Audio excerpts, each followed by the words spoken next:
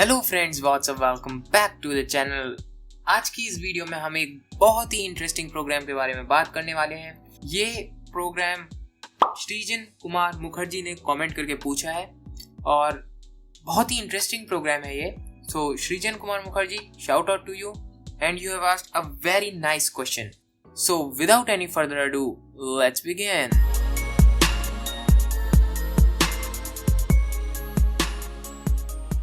Alright, welcome back. So आज की इस वीडियो में हम एक बहुत ही इंटरेस्टिंग प्रोग्राम को बनाना सीखेंगे जिसमें हम एक सेंटेंस को इनपुट करेंगे और उस सेंटेंस में जितने भी नंबर ऑफ लेटर्स होंगे जिनकी फ्रीक्वेंसी 1 से ज्यादा होगी उनको हम प्रिंट करेंगे। सो बहुत ही इंटरेस्टिंग वीडियो होने वाली है। आपको एक ही बार में ये कॉन्सेप्ट क्लियर हो जाएगा, तो आपसे मेरी रिक्वेस्ट ये है कि आप इस वीडियो को एंड तक जरूर देखिएगा। तो एग्जाम्पल देख लेते हैं जल्दी से हमें करना क्या है। तो फॉर एग्जाम्पल, अगर हमने एक स्ट्रिंग इनपुट की जावा, तो जावा में ए की फ्रीक्वेंसी जो है वो 2 है। फॉर एग्जाम्पल, अगर हम इनपुट करते हैं हाई, तो हाई में अगर हमने HII वाला हाई लिखा, कुछ लोग होते हैं ना जो HII लिखते हैं इंस्टेड ऑफ HI, तो वो अगर हम उनमें से हैं, तो अगर हमने HII वाला हाई लिखा तो उसकी जो फ्रीक्वेंसी हुई आई की वो 2 है। इट मीन्स इस वाले वर्ड में आई की फ्रीक्वेंसी 2 है, यानी आई सेम लेटर हुआ जो रिपीट हो रहा है, तो आई की वैल्यू आ गई 2। जावा में ए रिपीट हो रहा है तो ए की वैल्यू आ गई 2। सपोज हमने एक सेंटेंस इनपुट किया जो कि है वेलकम टू इंडिया, तो वेलकम टू इंडिया में ई सेम लेटर हुआ, आई सेम लेटर हुआ और ओ भी सेम लेटर हुआ। कैसे? ओ की जो फ्रीक्वेंसी है वो भी 2 है, ओ 2 टाइम्स है। आई की जो फ्रीक्वेंसी है आई एंड आई, ये भी 2 टाइम्स है, और ई की फ्रीक्वेंसी जो है वो ई एंड ई, ये भी 2 टाइम्स है। तो ये कुछ लेटर्स हुए जो सेम लेटर्स हैं और एक सेंटेंस में प्रेजेंट हैं जिनकी फ्रीक्वेंसी 1 से ज्यादा है। तो आज हम ये सिंपल सा प्रोग्राम बनाने वाले हैं। प्रोग्राम थोड़ा सा लेंथी आपको लगेगा, लेकिन प्रोग्राम बहुत इजी है। तो आइए प्रोग्राम देखते हैं। प्रोग्राम देखते हैं, बहुत इजी प्रोग्राम होने वाला है ये। तो यहाँ पर java.io पैकेज को इंपोर्ट किया है, फिर java.util पैकेज को इंपोर्ट किया है, क्लास का नेम रखा है लेटर और फिर मेन मेथड को डिफाइन किया है। स्कैनर क्लास से हम इनपुट लेंगे और फिर यहाँ पर ना हमने कुछ एरेज का भी यूज किया है। स्ट्रिंग का तो यूज हम ऑब्वियसली करेंगे ही, तो आपको थोड़ा सा कॉम्प्लिकेटेड लग सकता है, लेकिन मैं आपको ये बहुत ही इजी एग्जाम्पल से समझाने वाला हूँ। तो आप प्लीज इस वीडियो को एंड तक देखिएगा। जितना मजा मुझे इस प्रोग्राम को बनाने में आया है उतना ही मजा मुझे इसे एक्सप्लेन करने में आ रहा है, तो उतना ही मजा आपको सीखने में भी आना चाहिए। और अगर आपको ये वीडियो कहीं भी बोरिंग सी लगे तो आप प्लीज कमेंट करके बताइएगा कि ये वीडियो यहाँ पर बोरिंग है, ताकि मैं उस पार्ट पर वर्क करूँ और वीडियोस की क्वालिटी को थोड़ा सा इम्प्रूव कर सकूँ। स्टार्ट करते हैं। फॉर एग्जाम्पल, अगर हमने हाई HII वाला लिखा है, हम उनमें से जो HII वाला हाई लिखते हैं, बाय द वे मैं हमेशा HI वाले हाई को प्रेफर करता हूँ। तो अगर हमने HII वाला हाई लिखा है तो हम क्या करेंगे, हमने यहाँ पे 2 टाइप्स की एरेज को डिफाइन किया है। ये क्यों किया है ये मैं आपको अभी 1 मिनट में बताने वाला हूँ, लेकिन ये कैसे किया है वो मैं आपको अभी बताता हूँ। एक कैरेक्टर टाइप की एरे है जिसमें हमने टोटल कैपेसिटी डाली है 26 की। यहाँ पे हम 26 लेटर्स को इनपुट करेंगे। कौन कौन से? A to Z। BR एक एरे है जिसमें 26 की कैपेसिटी है। ये किस लिए? ये इंटीजर टाइप की है। तो अगर A की वैल्यू 1 से ज्यादा है तो हम जिस पोजीशन पे A होगा ना, उसी पोजीशन पे इंटीजर टाइप की जो वैल्यू होगी वो इंक्रीज हो जाएगी। फॉर एग्जाम्पल, अगर AR0 पे हमने A स्टोर कर रखा है और इसकी फ्रीक्वेंसी आ रही है सपोज 5, किसी सेंटेंस में A 5 टाइम्स आ रहा है, तो हम BR में जो 0th पोजीशन है उसी की तो वैल्यू इंक्रीज करेंगे, तो हम ये इंक्रीज करके 5 कर देंगे। तो फिर हम जब प्रिंट करेंगे ना, तो हम AR0 पे जो लेटर है उसकी फ्रीक्वेंसी BR0 पे है। AR1 पे लेटर हुआ B, तो BR1 पे जो वैल्यू होगी, जो कि B की फ्रीक्वेंसी होगी, वो हम स्टोर करते जाएंगे और प्रिंट करते जाएंगे। तो आई होप आपको ये कॉन्सेप्ट समझ में आ गया होगा। इसको मैं जल्दी से इरेज कर देता हूँ ताकि कंफ्यूजन ना हो। ऑलराइट, अब यहाँ पर हमने 2 स्ट्रिंग टाइप के वेरिएबल्स को डिक्लेयर किया है और फिर कैरेक्टर टाइप के भी 2 टाइप के वेरिएबल हैं जो डिक्लेयर हुए हैं। इंटीजर टाइप के भी कुछ वेरिएबल्स हैं, LI ए को 0 से इनिशियलाइज कर रखा है, बी को भी 0 से इनिशियलाइज कर रखा है, जे एंड सी। फिर हम क्या करेंगे, str1 में, आप चाहो तो str में कर लेना, str1 में हम सेंटेंस को इनपुट करेंगे। तो सेंटेंस की जगह मैं आपको एक वर्ड दिखा देता हूँ इनपुट करके, बाकी ये सेम कॉन्सेप्ट लगेगा सेंटेंस के लिए भी, तो आप एक बार करके देख लेना सेंटेंस का लॉजिक लगा के, तो आपको इजीली समझ में आ जाएगा। फिर str में हम इस स्ट्रिंग को, सपोज किसी ने h कैपिटल लिखा, i स्मॉल लिख दिया, तो इसको हम टोटल स्ट्रिंग को पहले अपर केस में कन्वर्ट कर लेंगे। तो ये जो कन्वर्ट होके आएगी str में, वो आएगी HII और सारे लेटर्स होंगे कैपिटल। ओके, अब L में इसी की लेंथ आ जाएगी, तो लेंथ आ गई 3। ऑलराइट, यहाँ तक क्लियर है। अब हम क्या करेंगे, अब हम मेन लॉजिक पे आते हैं। तो जो हमारा कैरेक्टर टाइप की एरे है, उसमें हम पहले A to Z लेटर्स को स्टोर कर देते हैं, और फिर हम इसी पे इनकी फ्रीक्वेंसी को स्टोर करेंगे, वो हम बाद में करेंगे। तो जो ASCII वैल्यू होती है A की, वो होती है 65 कैपिटल A की, और जो ASCII वैल्यू होती है Z की, दैट इज Z की, वो होती है 90, ये भी कैपिटल Z की होती है। तो A to Z की ASCII वैल्यू जो होती है वो 65 to 90 होती है। तो 65 होती है A के लिए, 66 होती है B के लिए, 67 होती है C के लिए, and so on. So I hope आप स्ट्रिंग टॉपिक का ये प्रोग्राम देख रहे हैं तो आपको ASCII के बारे में पता होगा। अगर आपको ASCII कोड के बारे में नहीं पता है तो उसके बारे में मैंने वीडियो बना रखी है, आप उस वीडियो को देखिए, आपका ASCII का भी कॉन्सेप्ट क्लियर हो जाएगा। तो ASCII कोड की वीडियो का लिंक आपको डिस्क्रिप्शन में मिल जाएगा, या ऊपर आई के बटन पे आप क्लिक करके उसको देख सकते हैं। तो अब हम क्या करने वाले हैं, तो i = 65 हुआ, तो अब टाइप कास्ट ऑपरेटर का भी यूज आपको करना आता होगा। तो टाइप कास्ट ऑपरेटर का यूज करके हम इस इंटीजर टाइप की वैल्यू को, जो कि 65 है इस बार, उसको हम कैरेक्टर में कन्वर्ट कर लेंगे और ch में स्टोर कर देंगे। तो ch में अब क्या स्टोर हुआ, a स्टोर हो गया। a की वैल्यू यहाँ पे हमने 0 से इनिशियलाइज कर रखी थी, तो AR0 पे ch आ गया, तो AR0 पे आ गया ch, और ch में क्या वैल्यू आई है, a। अब a की वैल्यू इंक्रीज हो गई और 1 हो जाएगी, और अब i की वैल्यू इंक्रीज हुई, i की वैल्यू हुई 66, i की वैल्यू 66 हो गई। तो अब ch में 66 ASCII कोड की इक्विवेलेंट जो कैरेक्टर है वो स्टोर हो जाएगा टाइप कास्ट ऑपरेटर का यूज करके। मैं रिपीट करता हूं, ch में 66 ASCII कोड के इक्विवेलेंट जो कैरेक्टर होगा वो स्टोर हो जाएगा कैर टाइप कास्ट ऑपरेटर का यूज करके। तो 66 पे होता है b, तो b कन्वर्ट हुआ यहाँ पर और ch में स्टोर हो गया, तो ch की अब वैल्यू है b। तो AR-A, अब a की वैल्यू यहाँ 1 थी, तो AR1 पे ch स्टोर हो गया, दैट इज हो गया b, और a++, अब a की वैल्यू हो गई 2, तो 0 पे स्टोर हुआ था a, 1 पे स्टोर हो गया b, और अब i की वैल्यू इंक्रीज होगी और 67 होगी, एंड सो ऑन 90 तक ये लूप एग्जीक्यूट होगा, और AR0 से लेके AR25 तक A to Z values store हो जाएंगी, यानी A to Z कैरेक्टर्स हमारे स्टोर हो जाएंगे या लेटर स्टोर हो जाएंगे। ओके, अब मैं इस चीज को रब कर रहा हूं, आपको यहां तक कॉन्सेप्ट क्लियर है तो आप इस वीडियो को जल्दी से लाइक कर दीजिए।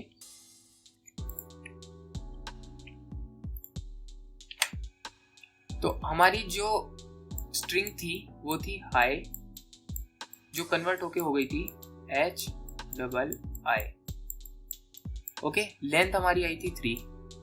तो अब हमने एयर वाली एरे में लेटर्स को स्टोर कर लिया A to Z तक। तो अब हम क्या करेंगे, लेटर्स की फ्रीक्वेंसी को स्टोर करेंगे। तो i = 0, i is less than L, i++, i अब 0 से 3 तक, लेस देन 3 तक एग्जीक्यूट होगा। लेस देन 3 मीन्स 0 to 2 तक एग्जीक्यूट होगा। तो जब i की वैल्यू 0 होगी तो कैपिटल वाली एरे में से, यानी अपर केस में जो एरे कन्वर्ट हुई है उसमें से, तो 0th पोजीशन पे जो कैरेक्टर है वो ch में स्टोर होगा। तो 0th पोजीशन पे है h, पोजीशनिंग भी मैं यहाँ पे लिख देता हूँ, 0 1 2 होगी, तो h आ गया। अब हम इसे चेक करेंगे कि ये एक लेटर है या नहीं है। सपोज अगर हमारा सेंटेंस होता hello world, hello world, okay, तो यहाँ पे व्हाइट स्पेस आता, तो व्हाइट स्पेस कोई भी लेटर नहीं होता, तो ये हमें चेक करना है कि वो एक लेटर है या नहीं है जो हमने एक्सट्रैक्ट किया है स्ट्रिंग में से। तो yes, it is a letter. तो ये एक लेटर है। तो अब हम क्या करेंगे, j equals to 65, j is less than equals to 90, j plus plus, ये फिर वही आस्काई वाली वैल्यूज आ गई 65 टू 90। तो अब हम इस वाले लेटर को चेक करेंगे कि ये कौन से लेटर के इक्विवेलेंट है। तो 65 पे जो था वो a था और 90 पे तो जो था वो z था। तो a टू z में कौन सा लेटर, a टू z के बीच कौन सा लेटर है जो इस कैरेक्टर के इक्विवेलेंट है। तो ch1 में हम सेम टाइपकास्ट ऑपरेटर का यूज करके जो इस कोड के इक्विवेलेंट कैरेक्टर की वैल्यू है वो हम ch1 में स्टोर करेंगे। b की जो वैल्यू होगी वो j-65 होगी। वो क्यों? सपोज अगर हमारा लेटर b है तो अब हमें सर्च करना है कि ये कौन से आस्काई वैल्यू के इक्वल है। तो सपोज 66 आया, तो 66 वाला जो कैरेक्टर है वो b है, ये कन्वर्ट हुआ और ये b इस वाले कैरेक्टर के इक्विवेलेंट है, यानी b के इक्वल है। अब ये b कौन सी पोजीशन पे था, ar की कौन सी पोजीशन पे था, तो वो क्या होगा, j की वैल्यू 66 थी, 66 माइनस 65 इक्वल्स टू 1। तो AR1 पे जो वैल्यू थी वो थी B वाला कैरेक्टर कैपिटल में। तो CH1 इक्वल CH, ये तो करेक्ट है। CH1 में H और जो भी आज का वैल्यू होगी H की उसके इक्वल आ जाएगा। 65 के लिए रॉन्ग हो जाएगी कंडीशन, 66 के लिए रॉन्ग हो जाएगी। लेकिन सपोज अगर हमारा लेटर ये B होता तो 65 के लिए तो रॉन्ग हो जाती, लेकिन 66 के लिए ट्रू हो जाती। तो 66 के लिए ट्रू हो जाती तो C की वैल्यू 1 हो जाती जो 0 से इनिशियलाइज थी। B पे B की क्या value I, j-65, that is J की वैल्यू 66 थी। अगर हमारा लेटर B होता तो 66 माइनस 65 इक्वल्स टू 1। तो B पे यानी BR1 पे जो अभी वैल्यू है वो 0 है, तो 0 प्लस C हो जाती। और फिर अगर n टाइम्स लूप एग्जीक्यूट होने के बाद फिर अगर B कहीं रिपीट हो रहा होता तो BRB में वैल्यू अपडेट होके 1 हो चुकी होती, तो 1 प्लस C हो जाती। तो ये BRB में क्या है, ये AR के इक्विवेलेंट हम चल रहे हैं। AR1 में अगर B है और B की फ्रीक्वेंसी हमें इंक्रीज करनी है तो BR1 वाली पोजीशन जो इंटीजर टाइप की है उसी पे हम इंक्रीज करेंगे। ये 2D एरे की हेल्प से भी हो सकता है, लेकिन 1D एरे से ये इजी रहेगा, इसलिए हम इसे 1D एरे से यूज कर रहे हैं। तो अब हमारा H वाला लेटर आ चुका था, तो H की जो भी वैल्यू होगी वो j-65 हो जाएगी और जिस पोजीशन पे AR में H था उस पोजीशन पे ही BR की वैल्यू इंक्रीज हो जाएगी और ये जो वैल्यू इंक्रीज होगी ये हमारी फ्रीक्वेंसी है। फिर अब क्या होगा, लूप अगेन एग्जीक्यूट होगा और I की वैल्यू हो जाएगी 1। ये 0 to 2 तक एग्जीक्यूट होनी है, तो I की वैल्यू हो गई 1। तो CH में I एक्सट्रैक्ट हुआ। अब ये एक लेटर है, कंडीशन अब भी ट्रू है। अब ये 65 के इक्वल है, 65 आस्काई कोड की वैल्यू होती है A के इक्वल नहीं है। लूप एग्जीक्यूट हुआ, J में कन्वर्ट हुआ आस्काई कोड, कैरेक्टर के इक्विवेलेंट A आया, B में वैल्यू भी आ गई, लेकिन ये वाली कंडीशन फॉल्स हो गई तो हमने कुछ भी इंक्रीज नहीं किया। फिर लूप अगेन एग्जीक्यूट हुआ 66 के लिए और ऐसे ये 90 तक चलेगा और जहां पर भी इसको वैल्यू मिलेगी I की, जैसे ही कैरेक्टर इक्विवेलेंट हुआ हमारा ये वाला जो एक्सट्रैक्ट हुआ है, तो ये वाली कंडीशन ट्रू हो जाएगी और BR में जहां पर AR में I स्टोर था वहीं BR में वो वैल्यू इंक्रीज हो जाएगी और फ्रीक्वेंसी आ जाएगी। ओके, आई होप आपको यहाँ तक समझ में आया होगा। थोड़ा सा कॉम्प्लिकेशन आपको लग रहा होगा, लेकिन एक बार जैसे ही हम प्रोग्राम एग्जीक्यूट करेंगे ना आपको बिल्कुल समझ में आ जाएगा। तो ये कॉन्सेप्ट बार बार रिपीट होगा और फिर जब ये पूरी कंडीशन ट्रू हो जाएगी, जब L की वैल्यू, जब ये आउटर फॉर लूप 2 तक एग्जीक्यूट हो जाएगा, तो फिर हम इस चीज को एग्जीक्यूट करेंगे, ओरिजिनल सेंटेंस को प्रिंट करेंगे, क्योंकि हमें सिर्फ यूजर को ये दिखाना है कि उसने ओरिजिनल स्ट्रिंग क्या प्रिंट करी है। हम उसे ये नहीं शो करेंगे कि हमने पहले उसको कन्वर्ट किया अपर केस में फिर उससे हमने लेटर्स काउंट किया है, बिल्कुल नहीं। अब हम मेन चीज प्रिंट करेंगे जो कि है number of letters after ignoring cases. I = 0, I < 26, I++। क्यों? क्योंकि 0 से 25 तक, दैट इज इक्वल्स टू 26 ही हो गया। ये लेटर्स है, 0 पे A स्टोर है, 25 पे Z स्टोर है। तो अगर BRI यानी I0, I की वैल्यू जब 0 है यानी इट मीन्स BR0 पे A स्टोर था AR0 पे, ओके। लेकिन BR में इसी के A की फ्रीक्वेंसी स्टोर्ड है। तो A की फ्रीक्वेंसी अगर 1 से ग्रेटर है तभी वो सेम लेटर रिपीट हो रहा है। तो सेम लेटर अगर रिपीट हो रहा है यानी फ्रीक्वेंसी अगर किसी लेटर की 1 से ज्यादा है तो हम उस लेटर को जो कि AR में स्टोर्ड है और उसकी फ्रीक्वेंसी जो BR में स्टोर्ड है उसको प्रिंट कर देंगे। अगर हम इस कंडीशन को यूज नहीं करेंगे तो A से लेके Z तक सारे लेटर्स को शो करेगा उनकी फ्रीक्वेंसी के साथ। तो अगर आपका क्वेश्चन आता है कि write a program to print frequency of letters in a given sentence, तो आप इस वाली इफ कंडीशन को यूज मत करना, लेकिन ये स्टेटमेंट प्रिंट कर देना फॉर लूप के अंदर, बाकी प्रोग्राम एज इट इज रहेगा। बट अगर ये सेम प्रोग्राम आता है तो आप इस चीज को यूज करना ताकि सेम लेटर्स आप प्रिंट कर सको और 1 से ज्यादा जिसकी फ्रीक्वेंसी है सिर्फ उसी लेटर्स को हमें शो करना है। सो दैट्स इट। आई होप आपको ये प्रोग्राम समझ में आया होगा। इसको एग्जीक्यूट करते हैं जल्दी से। तो स्ट्रिंग इनपुट करते हैं वेलकम टू इंडिया। तो वेलकम टू इंडिया में देखिए मैंने W स्मॉल लिखा था और I कैपिटल लिखा था। तो ये एज इट इज जो मैंने इनपुट किया है वही आउटपुट आ रहा है।